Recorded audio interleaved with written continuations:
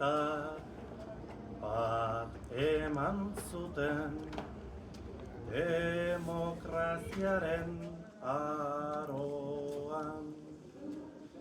Zenbat pertsona jazar zituzten moduan inhumanoan.